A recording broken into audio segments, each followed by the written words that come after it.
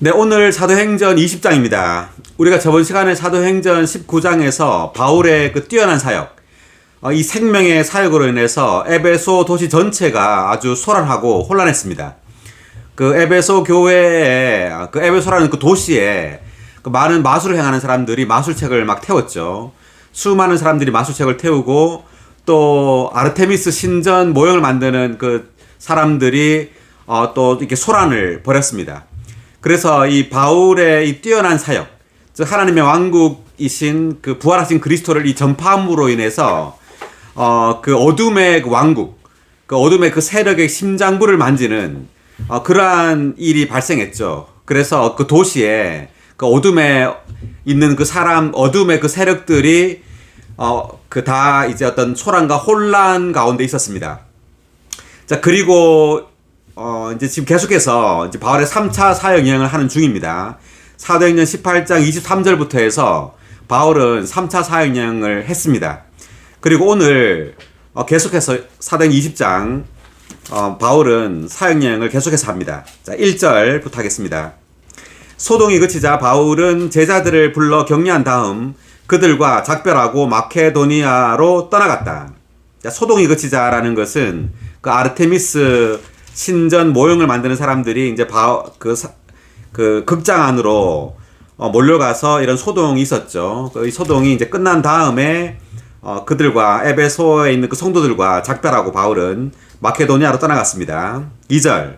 바울이 그곳 지역들을 거쳐가면서 여러 말로 사람들을 격려한 뒤 헬라로 가서, 헬라라는 것은 아가야입니다. 아가야. 고린도 교회가 있는, 고린도 지역이 있는 지역입니다. 3절. 석 달을 지내다가 배를 타고 시리아로 가려고 하는데 유대인들이 그를 해칠 음모를 꾸미므로 마케도니아를 거쳐 돌아가기로 작정하였다. 바울과 아시아까지 동행한 사람들은 베라 사람 브로의 아들 소바더, 데살로니가 사람 아리스다고와 세군도, 더베 사람 가이오, 디모데, 아시아 사람 두기고와 드로비모였다. 그들은 먼저 가서 드로아에서 우리를 기다리고 있었고 우리는 무교절 후에 배를 타고 빌립보를 떠나 5일 만에 드로아에 있는 그들에게 가서 7일 동안 머물렀다. 자, 그래서 바울은 계속해서 지금 마케도니아로 이제 돌아가지고 이제 빌립보를 도착했습니다. 그래서 빌립보에서 드로아로 가서 거기서 7일 동안 머물렀다고 합니다. 7절. 그 주의 첫날에 우리는 떡을 떼려고 함께 모였다. 바울은 이튿날 떠나야 했으므로 모인 사람들과 이야기를 한밤중까지 계속하였다. 드로아에서 바울은 떡을 뗐습니다. 그 주의 첫날. 자, 그 주의 첫날이라는 것은 8일째죠. 이 8일째 믿는 이들이 이제 모였습니다. 이 8일, 이 8이라는 숫자가 부활의 숫자죠. 주님은 8일째 부활했습니다. 부활해서 주님은 뭐가 되셨죠? 생명 주시는 영. 네, 생명 주시는 영이 되셨습니다. 아멘. 네, 몇 장 몇 절에 있었죠? 고린도전서 15장 45절. 네, 고린도전서 아직 못 외우셨나요? 고린도전서 15장 45절에 있죠. 생명 주시는 영이 되셨습니다. 네. 이제 우리의 생명이 되셨습니다. 그래서 이날 이날 모든 믿는 이들이 떡을 뗐어요. 이제 떡은 두 가지를 상징한다고 할 수 있는데 하나는 주님의 그 몸, 그 주님의 생명이신 그리스도를 상징하고요. 또 하나는 우주적인 몸, 그 교회죠. 교회가 몸입니다. 그리스도의 몸입니다. 이 몸을 상징합니다. 그래서 우리가 매 주일마다 이렇게 떡을 떼는데 떡을 떼는 이유는 우리가 주님의 생명을 먹음으로 그분의 몸이 된다는 것을 또한 의미합니다. 우리는 매일매일 주님의 생명을 이제 먹는 거죠. 생명의 떡이신 주님을 먹음으로 주님의 몸으로 건축되어 가고 있습니다. 아멘. 할렐루야. 아멘. 아멘. 네. 8절. 우리가 모인 다락방에는 등불이 많이 켜져 있었다. 유두고라는 청년이 창문에 걸터 앉아 있었는데 바울의 말이 더 오래 계속되자 잠을 이기지 못하고 몹시 졸다가 3층에서 떨어졌고 일으켜 보니 죽어 있었다. 유두고라는 이 사람이 다락방에 있었는가 봐요. 그 창문에 걸터 앉아 있는데 말씀을 듣다가 그 졸려가지고 떨어져 죽었네요. 10절. 바울이 내려가서 그 청년 위에 엎드려 그를 끌어안고 소란을 피우지 마십시오. 그의 생명이 그 안에 있습니다. 라고 하고서 다시 올라가 떡을 떼어서 먹은 다음 날이 밝을 때까지 오랫동안 이야기하다가 떠나갔다. 사람들이 살아난 그 청년을 데리고 가서 적지 않은 위로를 받았다. 네, 유두고가 살았습니다. 13절, 우리는 먼저 배를 타고 아소로 항해하여 거기서 바울을 태울 생각이었다. 왜냐하면 바울 자신이 걸어서 갈 생각을 하고 그렇게 계획을 해두었기 때문이다. 바울이 아소에서 우리를 만났을 때 우리는 그를 배에 태우고 미둘레네로 갔다. 그러니까 바울은 지금 6절에 보면 드로아에 있었죠. 이제 드로아에서 말씀을 주의 그 첫날에 떡을 떼고 말씀을 전했고 이제 드로아에서 이제 아소로 갔습니다. 그리고 이제 미둘레네로 또 갔습니다. 그리고 이제 15절. 우리는 거기서 배를 타고 떠나 이튿날 기오 맞은편에 도착하였고 다음 날 사모에 들렀다가 그 다음 날 밀레도로 갔다. 그러니까 14절에서 이제 아소에서 미둘레네, 그리고 15절에서 미둘레네에서 사모, 그리고 사모에서 밀레도로 갔습니다. 계속해서 이제 바울은 옮겨 다니고 있죠. 복음을 전하면서. 16절. 왜냐하면 바울이 아시아에서는 지체하지 않으려고 에베소를 지나서 항해하기로 이미 결정했기 때문이다. 가능하면 오순절 날에 예루살렘에 도착하려고 서둘렀던 것이다. 바울은 이제 예루살렘으로 가려고 합니다. 하려고 하는데 오순절 날에 예루살렘에 도착하려고 막 서둘러 가고 있었어요. 왜냐하면 오순절 날 모든 유대인들이 이제 예루살렘에 이렇게 모이는 거죠. 그때 바울은 거기서 이제 복음을 전하기 위해서 많은 사람들이 모였을 때 그리로 가려고 했던 겁니다. 자, 16의 1번 각조 한번 읽어볼까요? 자, 제가 읽겠습니다. 16의 1번. 바울이 서두른 이유는 아마 이날에 다른 여러 나라들에서 예루살렘에 오는 많은 사람을 만나기 위해서였을 것이다. 네, 오순절날 예루살렘에서 많은 사람을 만나기 위해서 서둘러서 떠났습니다. 17절. 바울이 밀레도에서 에베소로 사람을 보내어 그 교회 장로들을 불렀다. 바울은 지금 밀레도에 있습니다. 밀레도에 있으면서 에베소로 사람을 보내서 에베소 교회 장로들을 밀레도로 오라고 한 거예요. 18절. 장로들이 오자 바울은 그들에게 말하였다.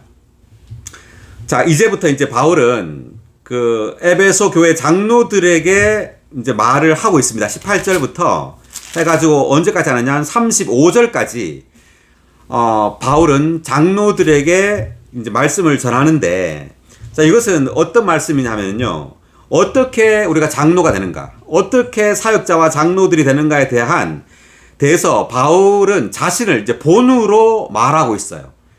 자, 우리가 이제 이 교회를 인도하는 장로들이 어떠해야 하는가. 그 바울 자신을 본으로서 장로들에게 이렇게 제시하고 있습니다. 자, 한번 볼게요. 18절, 그 다음 표시부터 읽겠습니다.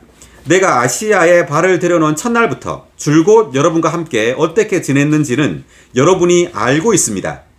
나는 모든 겸손과 많은 눈물로 노예로서 주님을 섬겼으며 또 유대인들의 음모 때문에 닥친 시련도 겪었습니다. 바울은 지금 아시아에 발을 들여놓은 첫날부터라고 했는데 이제 에베소 교회를 말합니다. 에베소 교회에서 에베소 성도들과 함께 어떻게 지냈는지 여러분이 알고 있습니다. 이렇게 말했죠. 그래서 자신을 지금 본으로 제시하고 있습니다. 그러면서 19절에서 나는 모든 겸손과 많은 눈물로 노예로서 주님을 섬겼다고 말합니다. 자, 이때 겸손. 겸손했단 말은 바울은 사도라는 그런 어떤 겉옷을 벗었단 말이죠. 아멘. 교만하지 않고 내가 사도야 이런 어떤 태도가 없이 겸손하게 섬겼단 말입니다. 그리고 많은 눈물로라고 했는데, 눈물이란 말은 성도들을 향한 어떤 사랑을 말합니다. 성도들을 향한 사랑과 그런 염려로 인하여 많은 눈물로서 사역을 했단 말이죠. 노예로서 주님을 섬겼단 말은 성도들을 섬기는 것이 곧 주님을 섬기는 거라는 말입니다. 네, 바울은 모든 겸손과 많은 눈물로 노예로서 성도들을 이렇게 주님을 섬겼습니다. 그리고 유대인들의 음모 때문에 또 많은 시련도 겪었다고 이렇게 말합니다. 20절. 그리고 나는 유익한 것이라면 무엇이든지 대중 앞에서나 이 집 저 집에서 주저하지 않고 여러분에게 선포하고 가르쳤으며, 대중 앞에서나라는 말은 어떤 대집회를 말하죠. 사람들 많이 모아놓고 메시지를 이제 전하는 거죠. 그리고 이 집 저 집에서라는 말은 어떤 소그룹 집회라고도 볼 수 있고요. 아니면 개개인의 어떤 집에 방문해서 각 사람들을 이렇게 돌봤다고도 말할 수 있습니다. 그래서 여기서 주저하지 않았단 말은 유대인들의 어떤 위험을 감수하고 또는 이러한 위험을 두려워하지 않고 이렇게 메시지를 전했단 말이에요. 그리고 자신의 어떤 건강이나 어떤 편리나 자신의 유익을 고려하지 않고 이렇게 대중 앞에서 이 집 저 집에서 진리를 선포하고 가르쳤다고 말하는 겁니다. 21절 또한 회개하여 하나님께로 돌아와야 하며 우리 주 예수님을 믿어야 한다고 유대인들과 헬라인들에게 엄숙히 증언했습니다. 네, 20절 한번 다 같이 읽어볼까요? 또한 회개하여 하나님께로 21절 또한 회개하여 하나님께로 돌아와야 하며 우리 주 예수님을 믿어야 한다고 유대인들과 헬라인들에게 엄숙히 증언했습니다. 아멘. 네, 회개하여 하나님께로 돌아와야 한다. 이 말은 이 당시에 우리가 에베소 그 교회 그 19장을 보면은 마술과 어떤 그 마법 그리고 그 신전들 여신을 섬겼죠. 아르테미스 여신 그런 그 신전에서의 그런 우상 숭배 이런 것들로부터 우리가 회개해야 된다는 거죠. 아멘. 회개하고 하나님께로 돌아와야 된다고 말한 겁니다. 에베소에서. 그리고 우리 주 예수님을 믿어야 된다고 말한 거죠. 그런 우상들을 믿지 말고 그런 여신이나 많은 이런 우상들을 섬기지 말고 우리 주 예수님을 믿어야 한다고 유대인들과 헬라인들에게 이렇게 증언했습니다. 아멘. 네, 22절 보십시오. 이제 나는 영안에 매여 예루살렘으로 갑니다. 내가 거기서 무슨 일을 당할는지 모르지만 다만 내가 아는 것은 결박과 환난이 나를 기다리고 있다고 성령께서 각 도시에서 나에게 엄숙히 일러주셨다는 사실입니다. 나는 영안에 매여. 이 말은 바울이 항상 영안에 살았다는 것을 의미해요. 바울은 영안에서 살고 영안에서 사역했습니다. 그래서 영안에서 깨어서 바울은 주님의 인도를 따라서 사역했단 말이고요. 그래서 예루살렘으로 이제 가고 있는 중이라는 말이죠. 바울은. 24절 그러나 나는 나의 달려갈 길과 내가 주 예수님께 받은 사역 곧 하나님의 은혜의 복음을 엄숙히 증언하는 일을 마치기 위해서는 나의 목숨을 조금도 귀한 것으로 여기지 않습니다. 24절 다 같이 읽어볼까요? 그러나 나는 나의 달려갈 길과 내가 주 예수님께 받은 사역 곧 하나님의 은혜의 복음을 엄숙히 증언하는 일을 마치기 위해서는 나의 목숨을 조금도 귀한 것으로 여기지 않습니다. 아멘. 나의 달려갈 길. 네, 우리 모든 그리스도인들에게는 각자의 경주가 있죠. 자, 우리는 하늘에 속한 경주를 지금 달리고 있는 겁니다. 그 디모데후서 4장 7절 8절을 보겠습니다.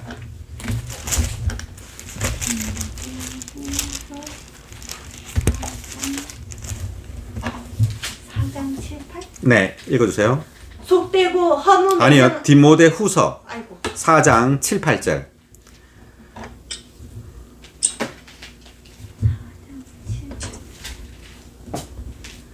나는 선한 싸움을 싸웠고 달려야 할 길을 다 달렸으며 믿음을 지켰습니다. 이제 후로는 나를 위하여 의의 면류관이 준비되어 있습니다. 의로운 재판장이신 주님께서 그날에 나에게 그것을 보상으로 주실 것인데 나에게만 아니라 그분께서 나타나시기를 사모하는 모든 사람에게 주실 것입니다. 아멘.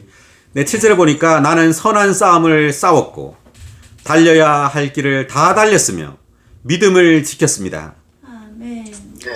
네, 이것이 이제 바울이 그 디모데후서는 바울이 마지막으로 쓴 서신이죠. 디모데후서 그 7의 1번 각주 읽어주세요.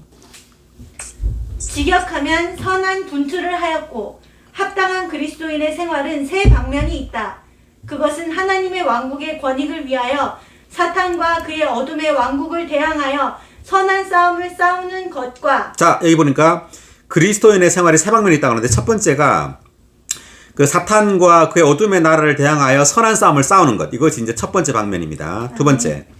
하나님의 영원한 목적에 따라 하나님의 경륜을 수행하기 위하여 달려야 할 길을 달려가는 것과 네, 두 번째가 하나님의 경륜을 수행하기 위하여 달려야 할 길을 달리는 거죠. 다음 세 번째. 하나님의 경륜 안에서 신성한 풍성에 참여하기 위하여 믿음을 지키는 것이다. 네, 신성한 풍성에 참여하기 위하여 믿음을 지키는 것. 자, 이 세 방면이 합당한 그리스도인의 생활이라고 합니다. 네. 이 일에서 바울은 우리를 위하여 합당한 본을 세웠다. 이렇게 되어 있고요. 자, 7의 2번 각주도 읽어주시겠어요? 바울은 주님께 사로잡힌 후에 하늘에 속한 경주를 시작했고 그 경주를 마치기 위해 쉬지 않고 달렸다. 이제 마지막에 그는 승리에 찬 방식으로 달려야 할 길을 다 달렸습니다. 라고 선포했다. 달려야 할 길을 다 달렸으므로 바울은 주님께 의의 면류관을 보상으로 받을 것이다. 아멘. 네, 이제 그리스도인의 생활은 경주죠. 경주입니다. 달리는 거예요. 목표를 향하여 그리스도를 얻기 위해서 계속 달리는 겁니다. 아멘. 네, 하나님의 경륜을 수행하기 위하여 우리는 계속 달리는 이제 경주를 하고 있습니다. 아멘. 다시 돌아와서 자, 24절에 보니까 나의 달려갈 길과 내가 주 예수님께 받은 사역이라고 말했는데 사역이라는 말이 영어로는 미니스트리입니다. 미니스트리라는 말이 공급하다라는 뜻이에요. 뭘 공급하느냐 하면 그리스도를 공급하는 거죠. 사람들에게 생명이신 그리스도를 공급하는 것이 바로 이 사역이에요. 아멘. 네, 생명이신 그리스도를 공급함으로 그리스도의 몸을 건축하는 겁니다. 할렐루야. 네, 우리 에베소서 4장 12절을 보겠습니다.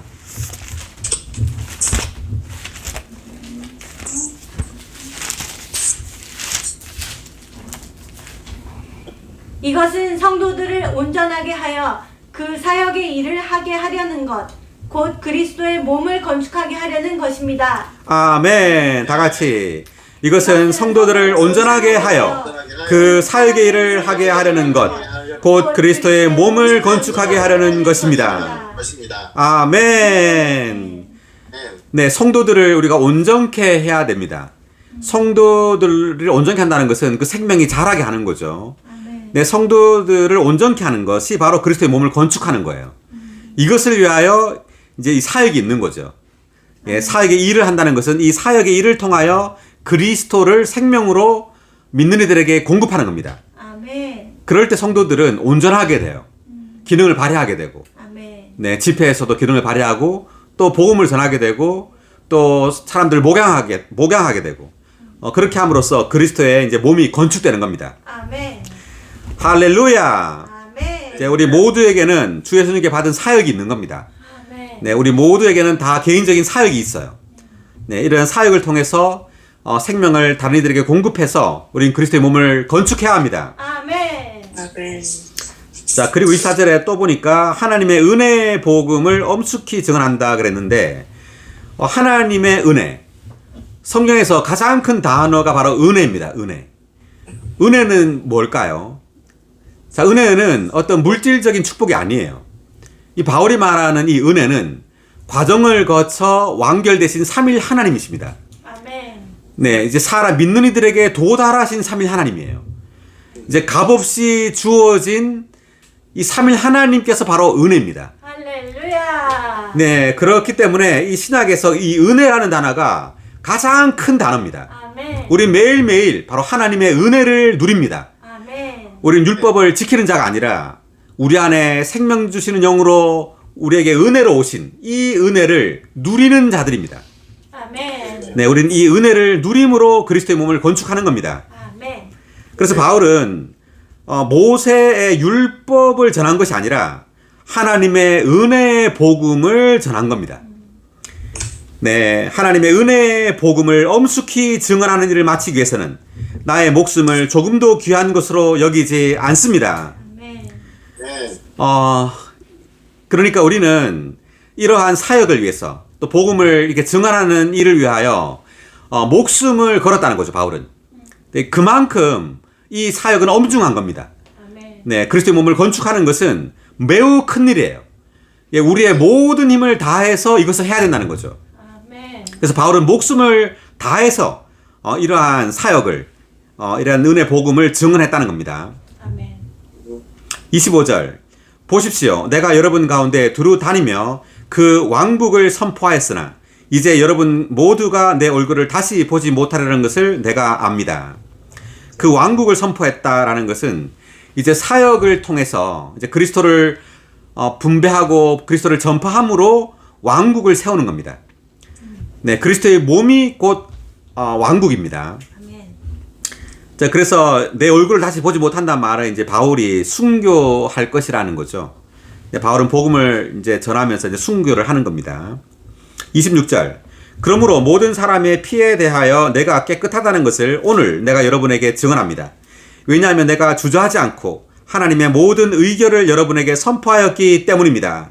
아멘. 하나님의 모든 의결을 여러분에게 선포하였기 때문입니다. 아멘. 아멘. 네, 하나님의 모든 의결. 자, 이 하나님의 모든 의결은, 의결이란 말은 어떤 의논에서 어떤 결정된 사항이에요. 그러니까 하나님은 그 의논을 해서 어떤 것을 결정했는데 주된 것이 바로 그리스도의 구속과 구원입니다. 바울은 그리스도의 구속을 전파했고 또 그리스도의 구원을 전파한 겁니다. 네. 28절. 성령께서 여러분을 온 양떼의 감독들로 세우셨으니 여러분은 여러분 자신과 온 양떼를 위해 스스로 조심하여 하나님께서 자신의 피로 사오신 하나님의 교회를 목양하십시오. 아멘. 28절을 다 함께 읽어보겠습니다. 성령께서 여러분을 온 양떼의 감독들로 세우셨으니 여러분은 여러분 자신과 온 양떼를 위해 스스로 조심하여 하나님께서 자신의 피로 사오신 하나님의 교회를 목양하십시오. 아멘. 바울은 지금 계속해서 장로들, 에베소 장로들에게 지금 말하고 있는 겁니다. 자, 성령께서 여러분을 온 양떼의 감독들로 세웠다 이렇게 말했죠. 이 감독들이 누구냐면 장로들이죠. 왜냐하면 지금 17절에서 그 에베소 교회 장로들을 불렀잖아요. 그 장로들 오라고 해놓고 지금 바울이 장로들에게 하는 말을 하고 있는 겁니다. 그런데 이 장로들을 감독들이라고 말했어요, 여기서. 그 말은 장로가 감독이란 말입니다. 네, 장로라는 말의 뜻은 생명이 연장한 사람, 그 생명이 성숙한 사람을 말하는 거고요. 감독이란 말은 그 장로의 기능을 말하는 거예요. 아멘. 그런데 이제 2세기에 이그나티우스라는 이 사람이 감독들은 장로보다 높다 이렇게 말했습니다. 그래서 감독이란 말이 또한 주교라는 말과 같은 말이에요. 주교. 그래서 장로 위에 주교가 있고 주교 위에 대주교가 있고 대주교 위에 추기경이 있고 추기경 위에 교황이 있다. 이래서 이제 천주교의 어떤 계급 제도가 2세기에 이그나티우스 때문에 계속 발생한 겁니다. 이렇게. 이것이 이제 잘못된 거예요. 그러니까. 왜냐하면 장로가 곧 감독들입니다. 아멘. 자, 28의 2번 각주 한번 읽어볼까요? 즉 교회의 장로들, 이것은 감독과 장로가 동일한 사람들을 나타내는 동의어라는 것을 증명한다. 감독을 한 교구의 주교로 삼아 그 교구에 속한 여러 지방의 장로들을 다스리게 하는 것은 커다란 오류이다. 이것은 이그나티우스가 행한 것이다. 그의 잘못된 가르침은 계급을 만드는 근거가 되었고 성직자 계급 제도를 가져왔다. 아멘. 네, 그러니까 감독과 장로가 동일한 사람을 나타낸단 말이고요. 이그나티우스라는 이 사람이 잘못된 가르침을 가져갔다는 거죠. 그래서 계급을 만드는 근거가 되었고 성직자 계급 제도를 가지고 오게 된 겁니다. 교회 안에. 그래서 이 성령, 지금 누가 감독들을 세웠다고 말했죠, 바울이? 성령. 예, 성령께서 여러분을 온 양떼의 감독들을 세웠다 이렇게 말했죠. 아멘. 그 사실상 이 보면은요, 28의 1번 각주를 한번 읽어볼까요? 사도들은 각 교회의 장로들을 선택하여 세웠다. 그러나 여기서 인도하는 사도로서 장로들을 선택하여 세웠던 바울은 성령께서 그렇게 하셨다고 말했는데, 이것은 사도들이 장로들을 선택하여 세울 때 성령께서 사도들과 하나였고 또 사도들은 성령의 인도를 따라 그렇게 행하였다는 것을 가리킨다. 아멘. 아멘. 네. 사도행전 14장 23절을 한번 보겠습니다. 23절을 제가 읽어보면 그리고 그들은 각 교회의 장로들을 선택하여 세우고 금식하여 기도한 후 그들이 믿은 주님께 장로들을 맡겼다. 그래서 그들은 각 교회의 장로들을 선택하여 세우고 할 때 이때 그들은 사도들을 말하는 겁니다. 바울과 바나바를 말하는 거예요. 바울과 바나바가 이제 사도들인데 사도들이 장로들을 선택하여 세웠다고 말했죠. 그런데 지금 사도행전 방금 읽은 20장 28절에서는 성령께서 여러분을 온 양떼 감독들로 세웠다 이렇게 말합니다. 그래서 사실상 겉으로 보기에는 사도가 세웠지만 실질적으로는 성령과 함께한 성령과 하나 된 사도가 세웠다는 거죠. 아멘. 그 사도들이 마음대로 세우는 게 아니라는 말이에요. 반드시 사도들은 성령과 하나 돼야 됩니다. 네, 자기 마음대로 하는 것이 아니에요. 반드시 성령의 인도를 따라서 장로를 세워야 된다는 말이죠. 계속해서 읽어보겠습니다. 28절을 계속 보면 여러분은 여러분 자신과 온 양떼를 위해 스스로 조심하여 하나님께서 자신의 피로 사오신 하나님의 교회를 목양하십시오 라고 되어 있습니다. 그러니까 이제 하나님 그 성령께서 장로들 그러니까 감독들을 왜 세웠느냐 하면 조직을 만들기 위해서가 아니에요. 교회에 조직이 있어야 된다 이런 의미가 아닙니다. 목양을 위해서 필요하다는 거예요. 생명이 성숙한 자가 생명이 어린 자들을 목양할 필요가 있는 거죠. 그러기 위해서 필요한 것이지 교회의 어떤 계급 제도를 만들기 위해서 어떤 조직을 만들기 위해서 세운 것이 아니라는 말입니다. 아멘. 네, 절대적으로 목양을 위한 겁니다. 이 보니까 하나님께서 자신의 피로 사오신 하나님의 교회라고 말했습니다. 하나님께서 자신의 피, 그리고 하나님의 피를 말하죠. 하나님께 피가 있나요, 없나요? 없어요. 하나님은 피가 없죠. 예, 근데 왜 여기서 하나님께서 자신의 피라고 말을 했을까? 자, 이것은 성육신 이후의 하나님입니다. 네. 그러니까 하나님 사람의 피예요. 아멘. 그러니까 하나님은 성령으로 마리아의 태안에 잉태되셨죠. 예, 잉태되어서 몇 개월 만에 주님은 태어나느냐면 9개월 만에 태어나요. 마리아의 태에서. 자, 이것은 사람과 똑같은 방식으로 하나님이 사람으로 태어난다는 것을 의미합니다. 자, 그것은 마리아라는 이 사람으로부터 사람의 본성을 가지게 된다는 의미예요. 하나님께서. 그러니까 성육신 이전에는 하나님은 다만 신성한 본성만을 가지고 있었죠. 그렇지만 이제 성육신 하심으로 마리아를 통해서 사람의 본성을 가지게 돼요. 그래서 이제 두 본성을 가지게 된 겁니다. 하나님은 신성한 본성과 사람의 본성 두 본성을 소유하게 된 거예요. 네, 그래서 이것을 신성한 본성과 사람의 본성을 가진 그 두 본성을 가진 한 인격입니다. 예수 그리스도는. 그렇지만 제3의 본성을 산출하지 않는다라는 걸 알아야 됩니다. 그러니까 신성한 본성과 사람의 본성이 연합되었다고 해서 연합되는 과정에서 제3의 본성이 나오는 것이 아니라는 거죠. 네, 신성한 본성과 사람의 본성을 구별되게 가지고 있어요. 소유하고 있습니다. 제3의 본성을 산출함이 없이. 그러니까 신성한 본성과 사람의 본성을 다 가진 그러한 한 인격이신 예수 그리스도의 피입니다. 아멘. 네, 이 피에 대해서 우리가 계속 좀 볼 필요가 있는데 요한 1서 1장 7절을 한번 볼까요?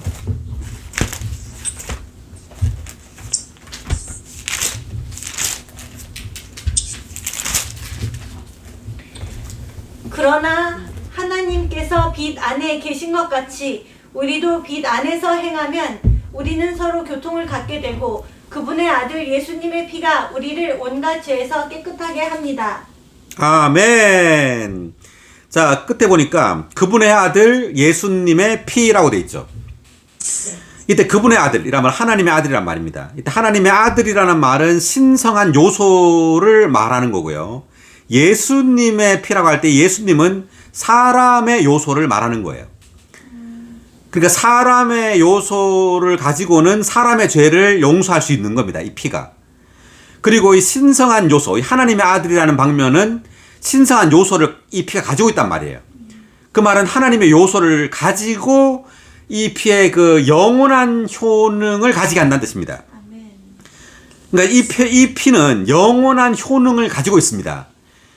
그러니까 공간에 있어서는 모든 곳에 미쳐요.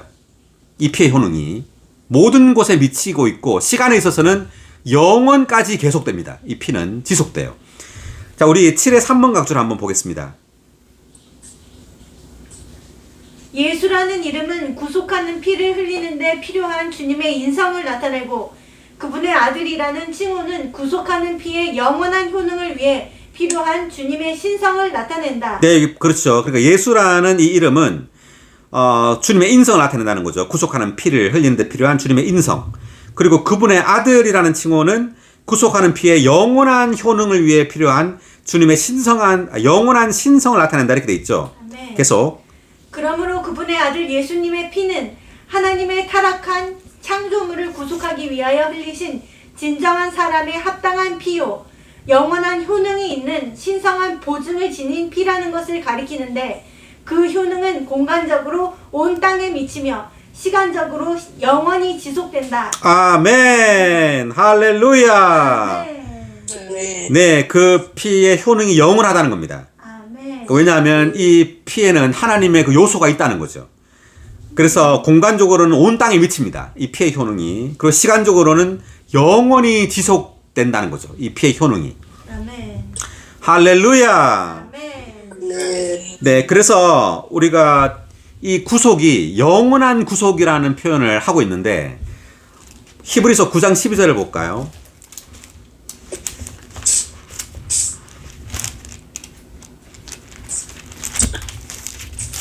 그리고 염소와 송아지의 피가 아닌 그분 자신의 피를 통하여 한 번만에 영원히 지성소로 들어가시어 영원한 구속을 이루셨습니다. 아멘. 네. 12절 다 같이 염소와 송아지의 피가 아닌 그분 자신의 피를 통하여 한 번만에 영원히 지성소로 들어가시어 영원한 구속을 이루셨습니다. 아멘. 아멘. 그분 자신의 피를 통하여 아멘. 한 번만에 영원히 아멘. 지성소로 들어가시어 영원한 구속을 이루셨습니다. 아멘. 네, 주님의 구속은 영원한 구속입니다. 아멘. 네, 왜냐하면 이 피는 바로 하나님의 피이기 때문에 그래요.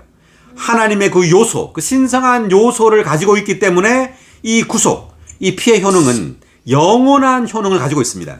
아멘. 놀랍습니다. 아멘. 할렐루야. 할렐루야. 네, 그렇기 때문에 여기서 지금 바울은 하나님께서 자신의 피로 사오신이라고 말을 했습니다. 자, 하나님의 피로 사오신 하나님의 교회를 목양하십시오. 이라고 되어 있죠. 여기서 사왔다라고 했는데 이것은 어떤 대가, 희생을 치르고 사왔단 말이죠. 자, 이 희생의 대가는 바로 하나님의 피입니다. 하나님은 이 교회를 사오기 위해서 그분 자신의 피를 쏟았어요. 자, 이것은 이 교회가 엄청난 가치를 가지고 있다는 겁니다. 아멘. 그래서 하나님은 교회를 보물로 여겼습니다. 그래서 보물로 여겨서 자신의 피를 쏟았고 마리아는 주님을 보물로 여겨서 향유를 쏟았죠. 네, 향유를 부었습니다. 그래서 이게 둘 다 하나님은 교회를 보물로 여기고 마리아는 주님을 보물로 여기고 네, 그래서 이제 하나님은 자신의 피를 쏟았고 마리아는 향유를 주님께 쏟았죠. 자, 또한 하나님의 교회라는 표현을 썼죠. 하나님의 교회. 이것은 어떤 사람의 교회가 아니란 말입니다. 자, 여기 한번 읽어보겠습니다. 찾아보겠습니다. 하나님의 교회라는 표현이 고린도전서 1장 2절.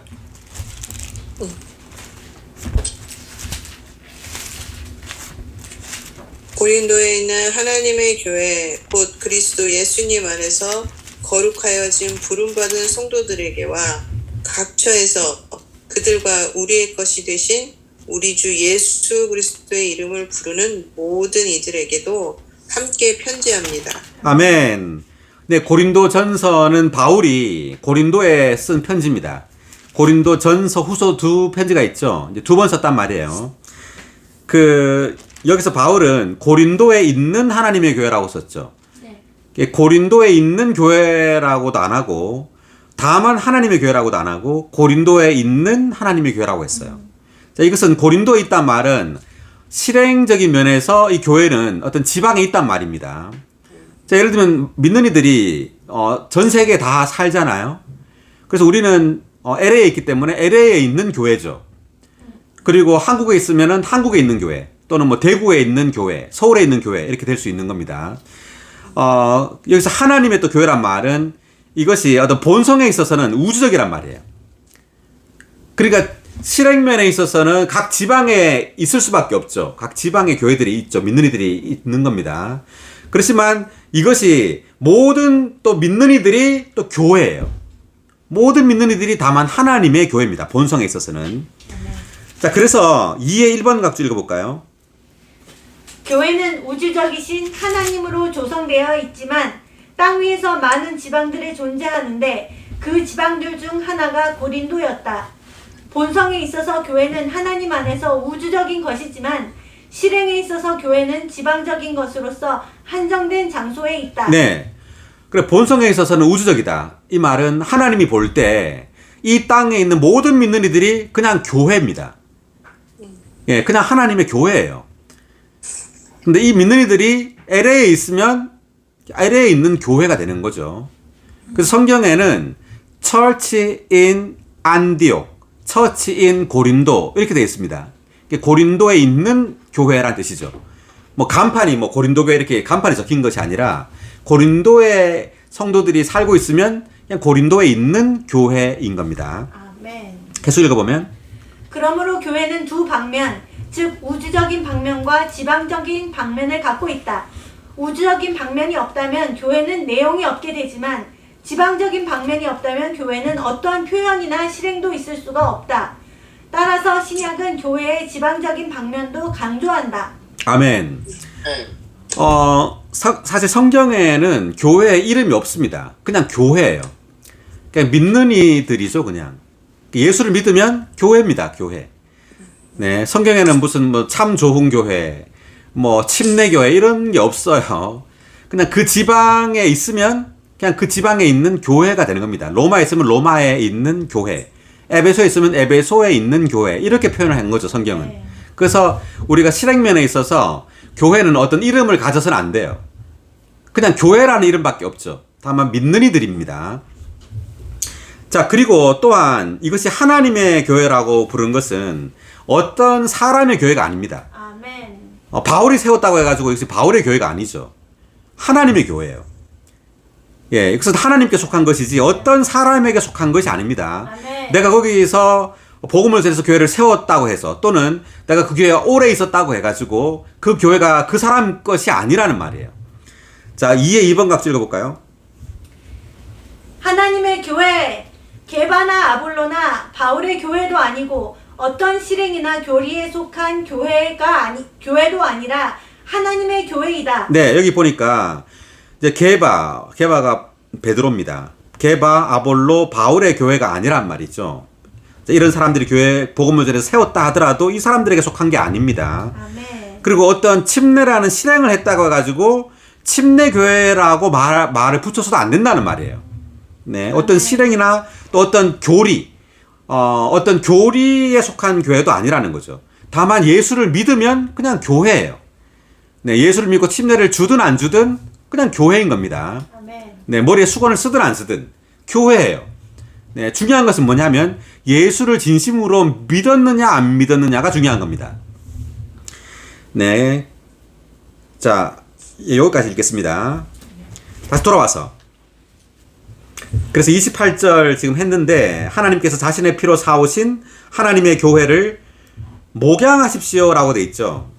그래서 장로들 그리고 이런 장로들은 감독들로서 이제 교회를 목양해야 합니다. 다스리는 것이 아니고 군림하는 것이 아니라 생명이 자랄 수 있도록 그들에게 그리스도를 생명으로 공급해야 된단 말입니다. 아멘.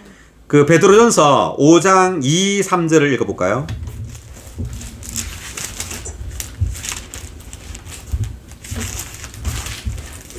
하나님의 양떼를 목양하려면 맞나요?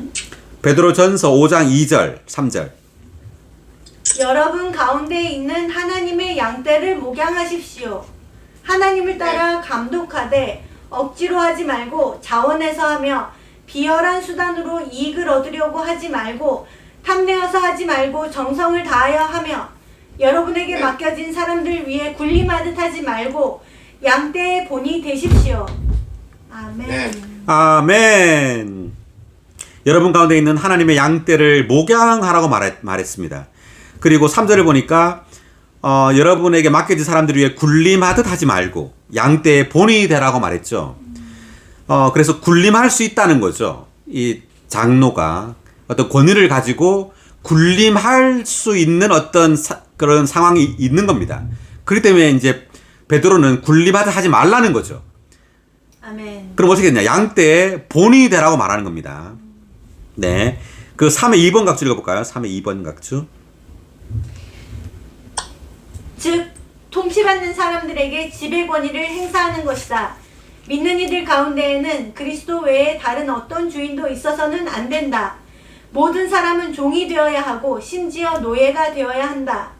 교회 안의 장로들은 지배하는 권위가 아닌 오직 인도하는 직분만을 행사할 수 있고 모든 믿는 이는 그 인도하는 직분을 존중하고 따라야 한다. 아멘. 네. 네, 우리 가운데는 그리스도 이외에 다른 어떤 주인도 있어서는 안 되죠. 네, 그리스도 밑에 뭐 교황이 있다든지, 그리스도 밑에 장로가 있다든지, 그리스도 밑에 뭐 누가 있는 게 아니에요. 예, 주인은 오직 한 분이죠. 아멘. 유일하신 주님은 바로 그리스도입니다. 아멘. 네, 그리스도만이 유일하신 주인이십니다. 아멘. 네. 그리고 장로들은 지배하는 권위가 아니라고 말하죠. 다만 인도하는 직분만을 행사할 수 있다고 말합니다. 그래서 장로들은 장로를 세우라고 한 것은 아까도 말했지만 그 교회의 어떤 조직을 세우기 위해서 한 것이 아니에요. 네, 생명이 자랄 수 있도록 생명이 성숙한 자가 생명 어린 자를 목양하도록 하기 위해서 장로를 세우라는 것입니다. 네. 네. 자, 그리고 다시 돌아와서. 네, 그래서 하나님의 교회를 목양하라고 말했고요. 29절입니다. 나는 압니다. 내가 떠난 후에 사나운 이리들이 여러분 가운데 들어올 것이며 그들은 양떼를 아끼지 않을 것입니다. 그리고 제자들을 끌어내어 자기들을 따르게 하려고 어그러진 것을 말하는 사람들이 여러분 가운데서도 일어날 것입니다. 자, 지금 에베소 교회를 두고 하는 말입니다. 자, 사나운 이리들이 여러분 가운데 들어올 거라고 말했죠. 자, 디모데전서 1장 3, 4절 보겠습니다.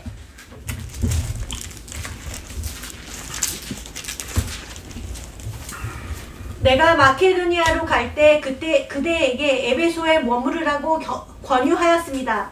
그것은 그대가 어떤 사람들에게 명령하여 다른 것들을 가르치지 못하게 하고. 여기 잠깐만 볼게요. 자, 그대에게라고 했는데 이것은 디모데죠. 디모데에게 바울이 말을 했는데 에베소에 머무르라고 권유했다고 말합니다. 바울이 디모데한테. 그러면서 말하기를 어떤 사람들에게 명령해서 다른 것들을 가르치지 못하게 하라고 이렇게 말했습니다. 다른 것들을. 예, 다른 가르침이 있어서는 안 된다는 거죠. 자, 4절 계속. 또 꾸며낸 이야기와 끝없는 족보에 주의를 기울이지 못하게 하려는 것이었습니다. 그런 것들은 믿음 안에 있는 하나님의 경륜을 이루기보다는 오히려 의심을 불러일으킵니다. 아멘. 네, 꾸며낸 이야기. 이것은 많은 지어낸 어떤 이야기나 풍문, 소문 이런 것들입니다. 꾸며낸 이야기들. 그리고 끝없는 족보.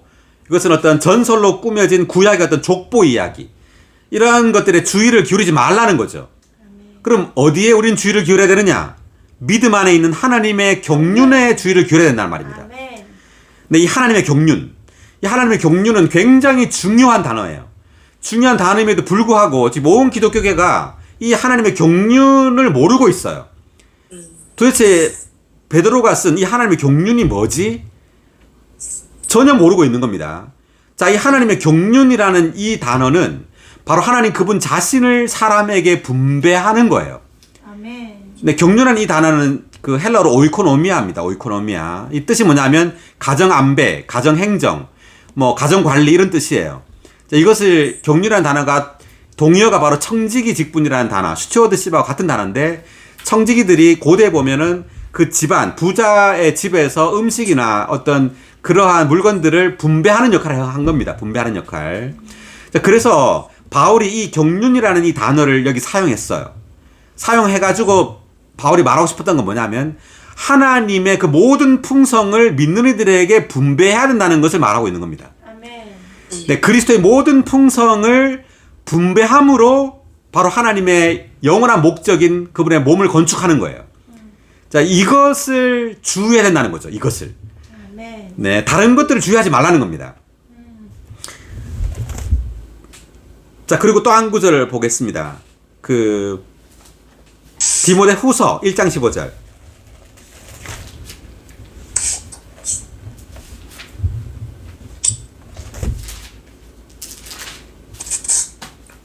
그대도 아는 것처럼 아시아에 있는 모든 사람이 나를 버리고 떠났는데 그들 가운데 부겔로와 허모게네가 있습니다. 아멘. 아주 중요한 구절인데 아시아에 있는 모든 사람이 나를 버리고 떠났다 그랬죠. 이때 나가 누굴까요? 바울. 바울입니다. 바울이 이 글을 썼기 때문에. 자, 이때 아시아는 에베소 교회를 포함하는 거예요. 에베소 교회가 아시아에 있었습니다. 그래서 에베소 교회가 결국은 바울을 버렸다는 겁니다. 그 바울을 버렸다는 것은 바울이라는 사람을 버린 것이 아니라 바울의 사역을 버린 거예요. 바울의 사역을 버린 것이 아주 심각한 문제라는 것을 지적하는 거예요. 아멘. 그들 가운데 부겔로와 허모게나가 있다 이 말 했는데 이것은 이제 부겔로와 허모게나가 어떤 주도적인 역할을 한 겁니다. 바울을 떠나게 한데 그 쉽게 말하면 에베소 교회는 바울의 연례 서신이 없다는 거죠. 쉽게 말하면. 네, 로마서부터 히브리서가 없는 거예요. 바울의 연례 서신이. 그러니까 바울의 사역을 떠난 것은 아주 심각한 문제입니다. 아멘. 네, 주님은 왜? 바울에게 말했기 때문에. 근데 구약에서는 모세에게 말했다면 신약에서는 바울에게 말한 거예요. 신성한 계시를. 그렇지만 에베소 교회를 포함한 이 아시아에 있는 모든 사람이 바울의 사역을 떠나버린 겁니다. 네, 그래서 그들은 하나님의 경륜을 모르게 됐어요. 그리스도와 교회에 관한 그 하나님의 영원한 목적을 모르게 된 겁니다. 네. 자, 다시 돌아오겠습니다. 그래서 우리가 합당한 사역 아래 있다는 것은 굉장히 중요해요. 아멘. 네. 그 당시에 바울은 이러한 말들 지금 로마서부터 히브리서까지에 있는 이러한 많은 신성한 계시를 말했지만 그들은 이 말을 받아들이지 않았습니다. 다 버린 거예요. 바울은 왜 이렇게 어려운 말을 하지? 우리가 이해하지 못하겠는데 지금도 마찬가지죠. 자, 워치만니 위트니스 리의 사역 아래 우리는 있는 겁니다. 이 사역은 바울의 그 사역을 우리가 합당하게 번역하고 해석한 사역입니다. 그래서 지금 많은 사람들이 신약에서 바울의 글들을 읽지만 도대체 이 글들이 무엇을 의미하는지를 모르고 있어요. 그래서 로마서와 히브리서를 그들이 가지고 있지만 도대체 이것이 무슨 말을 하는지를 모르고 있는 겁니다. 여전히 이들은 사복음서의 수준 안에 있는 거예요. 예수 믿으면 우리는 죄 용서함을 받고 천당 간다. 이 수준이에요. 예, 그것이 아니라 예수 그리스도를 믿음으로 우리는 그리스도를 표현하는 그리스도의 몸이 되는 겁니다. 아멘. 네, 그래서 우리는 합당한 사역 아래 있을 필요가 있다는 거죠. 아멘. 자, 그다음. 자, 그래서 29절에는 사나운 이리들이 나오는데 그것은 이제 교회 밖에서 어떤 사람들이 들어온다는 겁니다. 뭐 유대인들, 유대적인 이런 사람들이 와서 바울의 사역을 떠나게 한다는 겁니다. 유대 교도들이. 그다음 30절은 어그러진 것을 말하는 사람들. 그래서 교회 안에서 어떤 일이 발생한다는 거예요. 그래서 제자들을 끌어내어 자기들을 따르게 한다는 겁니다. 또 다른 어떤 무리를 형성하게 한다는 거죠. 31절. 그러므로 여러분은 늘 깨어 있도록 하십시오. 내가 3년 동안 밤낮 쉬지 않고 눈물로 각 사람을 훈계하던 것을 기억하십시오. 자, 우리가 늘 깨어 있어야 될까요? 아니면 깨어 있지 않아도 될까요? 늘 깨어 있어야 합니다. 늘 깨어 있어야 돼요. 우리 회복 안에 있으니까 뭐 다 괜찮겠지. 뭐 회복 안에 이런 일 없겠지. 어리석은 생각입니다. 우리 회복 안에 많은 역사가 있어. 이런 역사가 있습니다. 실제로.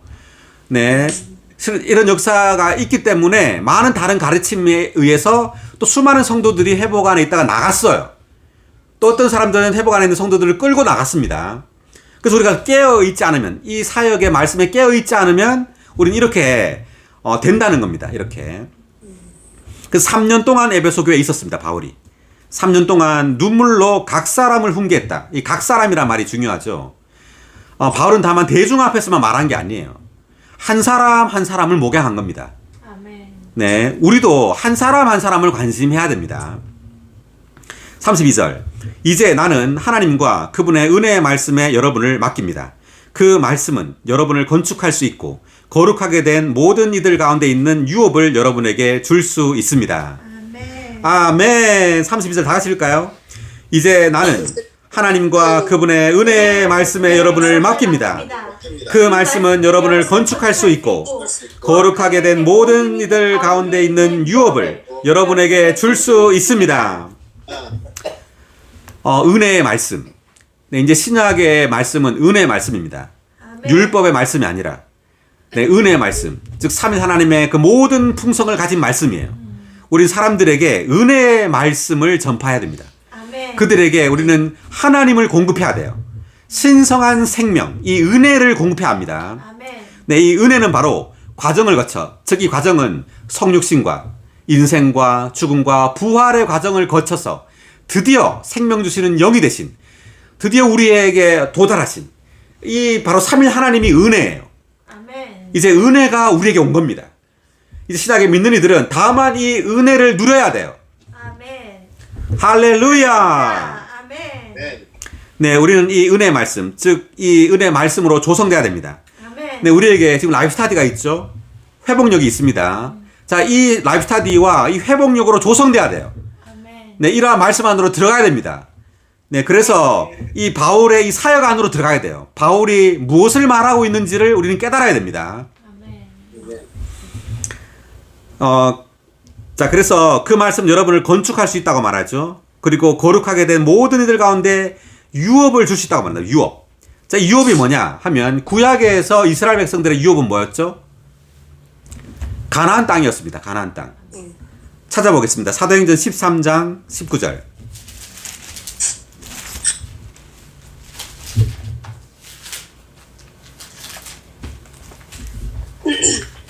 가나안 땅에 있는 7 민족을 무너뜨리시고 그들의 땅을 유업으로 나누어 주셨습니다. 네, 가나안 땅에 있는 7 민족을 무너뜨리시고 그들의 땅을 유업으로 나눠줬다 이렇게 말하죠. 그 가나안 땅이 곧 그 이스라엘 12지파의 유업이었습니다. 그래서 그 가나안 땅에 들어가서 이스라엘 12지파에게 각각 이 땅을 분배해서 나눠줬죠. 그래서 이 땅이 곧 그리스도를 상징하는 겁니다. 아멘. 네, 그래서 우리의 유업도 바로 그리스도예요. 아멘. 하나님이 우리에게 주시고자 하는 것은 바로 그리스도입니다. 그리스도가 바로 구약의 가나안 땅으로 예표되어 있는 겁니다. 아멘. 우리는 이 땅의 모든 풍성을 누리는 겁니다. 영원토록 누려야 돼요. 지금부터. 아멘. 네, 나중부터 누리는 것이 아니라 지금부터 우리는 이 땅, 이 아멘. 가나안 땅, 젖과 꿀이 흐르는 땅, 모든 것을 포함한 그리스도를 지금부터 영원토록 누리는 거예요. 아멘. 예, 지금 주님은 생명 주시는 영으로 우리 안에 들어오셨죠. 아멘. 네, 우리 안에 들어오신 바로 이 그리스도가 가나안 땅입니다. 아멘. 이 가나안 땅의 실제예요. 아멘. 네, 모든 것을 포함한 땅입니다. 젖과 꿀이 흐르는 땅입니다. 아멘. 아멘. 네, 사도행전 26장 18절도 보겠습니다.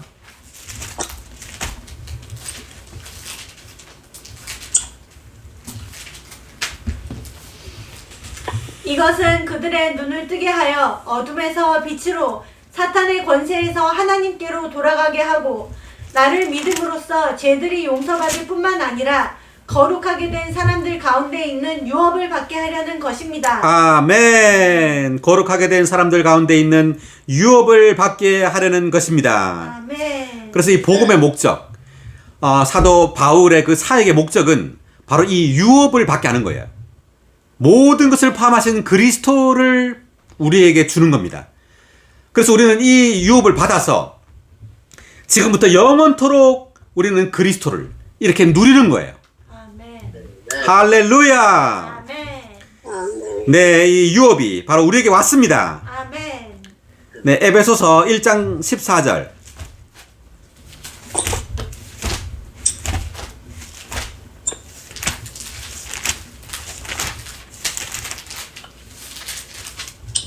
이 성령은 하나님께서 사신 소유가 구속에 이를 때까지 우리 유업의 보증이 되시어 그분의 영광이 찬송되도록 하시는 분이십니다. 아멘. 네, 이 성령이 곧 우리 유업의 보증이라고 말하죠. 네, 우리가 그 성령을 받았잖아요. 우리가 받은 이 성령이 우리가 나중에 완전히 얻게 될 그 유업, 모든 것을 포함하신 그리스도, 이 유업의 보증이라는 거죠. 아멘. 할렐루야. 아멘. 이 유업의 보증입니다. 아멘. 네, 우리는 이것을 매일매일 이 보증을 맛봐야 됩니다.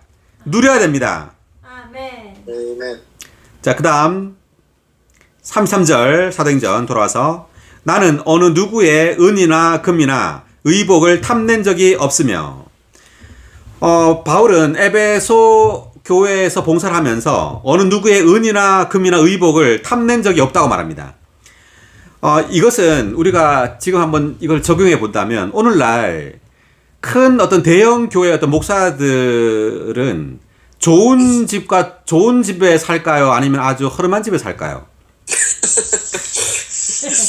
좋은 집. 좋은 집에 살아요. 네, 아주 큰 교회 목사일수록 아주 큰 집에 살고 아주 좋은 차를 끌고 다니겠죠. 네. 네. 그리고 어디 사역을 다른 나라에 사역을 할 때 뭐 1등석, 뭐 비즈니스석에 앉아가지고 가겠죠. 그리고 좋은 음식과 좋은 호텔에 가가지고 묵겠죠. 그렇지만 바울은 그러지 않았다는 거예요. 아멘. 네, 성도들의 어떤 그 누구의 은이나 금이나 의복을 탐낸 적이 없다고 말했습니다. 성경에 보면 그러한 예가 없어요. 네, 우리는 이 지금 성경에 있는 바울의 삶처럼 이렇게 살아야 됩니다. 우리가 어떤 좋은 사역자라고 해가지고 어떤 이런 좋은 차나 좋은 집이나 어떤 좋은 어떤 그런 편리함, 그러한 좋은 접대, 이러한 것들을 원해서는 안 되죠. 아멘. 그리고 우리가 어떤 사역을 위해서 어느 다른 나라에 가든지 다른 지방에 갈 때 좋은 호텔에 머물려고 해서는 안 됩니다. 우리에게 얼마나 성도들이 집에 있잖아요. 네, 성도들 집에서 함께 머물면서 함께 교통하고 공급해야죠. 다만 집회에서만 대집회에서만 말씀을 전하려고 하는 것이 아니라 우리 성도들 집을 방문하고 그 집에서 함께 자고 함께 숙식하고 예, 주님이 그랬잖아요. 예수님이 그렇게 살았습니다. 3년 반 동안 주님은 제자들과 함께 다녔어요. 함께 살고. 그리고 가는 곳마다 그 어떤 지체의 집에 머물렀죠. 바울도 마찬가지입니다. 그렇게 했어요. 그런데 오늘날 많은 사역자들은 그렇게 안 하죠. 좋은 차, 좋은 집, 좋은 비행기, 맛있는 음식, 네, 그런 것들을 원해요. 아주 좋은 접대를 받으면서. 그러려면 누구나 그거 하고 싶죠. 누구나. 네. 그렇지만 바울은 그렇게 하지 않았다는 겁니다. 아멘. 계속 보면요. 34절 보니까 여러분도 아시는 것처럼 이 두 손으로 나와 내 일행에게 필요한 것을 공급하였습니다. 오히려 바울은 자기가 공급을 했어요. 천막 만든 일을 했죠. 그러면서 나와 내 일행에게 필요한 것을 바울이 공급했다고 말합니다. 자, 그리고 35절 보니까 내가 모든 일에서 여러분에게 본을 보였으니 여러분도 이렇게 수고하여 약한 사람들을 도와주어야 하고 또한 주는 것이 받는 것보다 복이 있습니다 라고 하신 주 예수님의 말씀을 기억해야 합니다. 바울이 본을 보였다고 말했습니다. 본. 그래서 바울은 이 장로들을 불러서 바울이 어떻게 에베소 교회에서 지냈는지를 이렇게 말하고 있어요.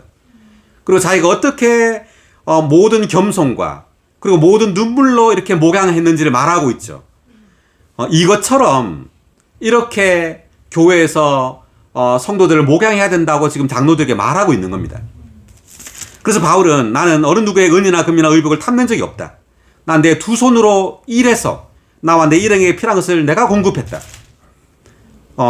그리고 약한 사람들을 나는 도와주었다. 그리고 주는 것이 받는 것보다 복이 있다고 말했다. 여러분 장로들이요. 이렇게 말하는 거죠. 장로들이요. 여러분은 다만 성도들이 주는 어떤 뭔가 헌금으로 뭔가를 하려고 하지 말고 다만 어떤 엘리트 의식이죠. 엘리트 의식. 내가 주님께 많이 이렇게 헌신했고 많은 것들을 알기 때문에 나는 엘리트야. 나는 이런 접대를 받을 자격이 있어. 이러한 생각을 갖지 말아야 된다는 겁니다. 아멘. 네, 이런 것들 당연히 여기고 그래서는 안 된다는 거죠. 그래서 바울은 장로들에게 이렇게 말하는 거예요. 내가 여러분에게 본을 보였다는 거죠. 이렇게 여러분은 장로로서 성도들을 목양해야 된다는 거 말하는 겁니다. 아멘. 할렐루야. 아멘. 아멘. 네, 36절. 자, 이렇게 이제 35절까지 바울은 에베소 장로들에게 자기가 어떻게 이렇게 처신했는지를 말하고 있습니다. 36절. 이 말을 하고 나서 바울이 무릎을 꿇고 그들 모두와 함께 기도하니 모두가 몹시 울며 바울의 목을 끌어안고 다정하게 입 맞추고. 자, 여기도 보세요. 바울이 이제 떠나려고 하는데 바울의 목을 끌어안았대요. 네. 이제 같은 형제로서 아주 가슴 아파하는 거죠. 같은 형제로서 가슴 아파하고 아주 사랑한다는 말입니다. 그리고 다정하게 입을 맞췄다. 이 말은 성도들은 바울을 향해서요, 느낌이 가득했어요. 왜냐하면 바울은 다만 공식적이고 형식적인 집회만을 가진 게 아니에요. 각 성도들을 눈물로써 이렇게 섬겼습니다.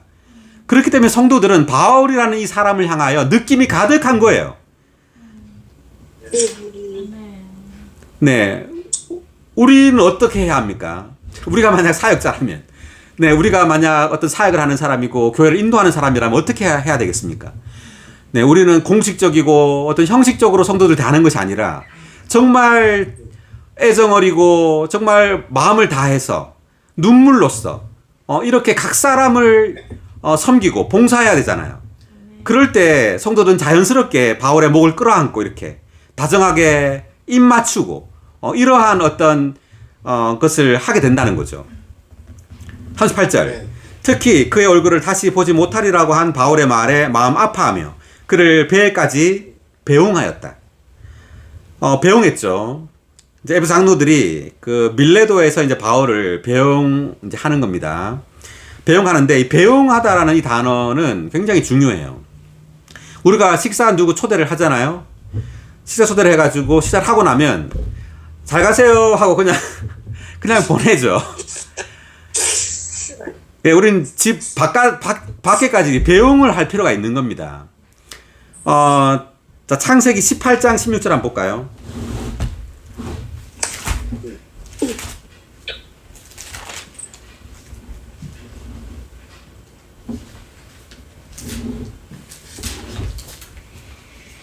그 사람들이 거기서 일어나 소돔을 내려다보았다. 아브라함은 그들을 배웅하려고 함께 걸어갔다.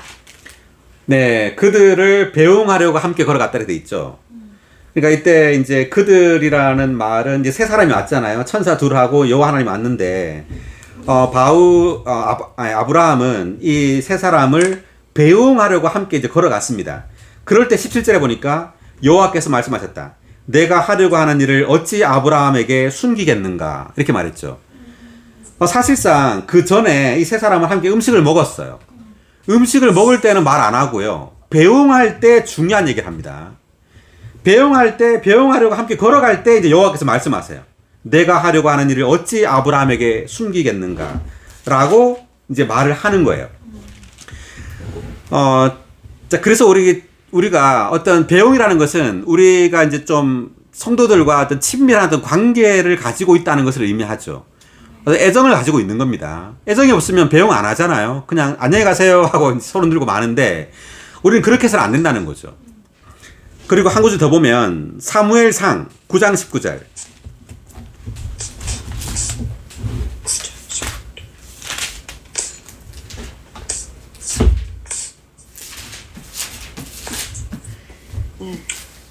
그러자 사무엘이 사울에게 대답하였다. 내가 바로 선견자입니다. 앞서서 산당으로 올라가시지요. 오늘은 나와 함께 음식을 드십시다. 내가 아침에 그대를 배웅하면서 그대가 마음에 두고 있는 일을 모두 알려드리겠습니다. 아멘. 이제 사무엘이 사울에게 하는 말인데 내가 아침에 그대를 배웅하면서 그대가 마음에 두고 있는 일을 모두 알려드리겠습니다. 이렇게 말하죠. 그래서 배웅하면서 이제 다 알려드리겠다 이렇게 말했습니다. 네, 그래서 어쨌든 우리가 지금 바울이 20장에서 장로들을 불러서 밀레도에 불러서 이렇게 자신이 어떻게 사역을 하고 어떻게 성도들에게 겸손하고 또 눈물로서 이렇게 성도를 섬겼는지를 이렇게 말을 하면서 여러분도 이렇게 나처럼 이렇게 교회에서 봉사해야 됩니다. 이렇게 말하고 있었습니다. 네, 오늘 사도행전 20장 여기까지 하겠습니다. 수고하셨습니다. 감사합니다. 네. 안녕히 계십시오.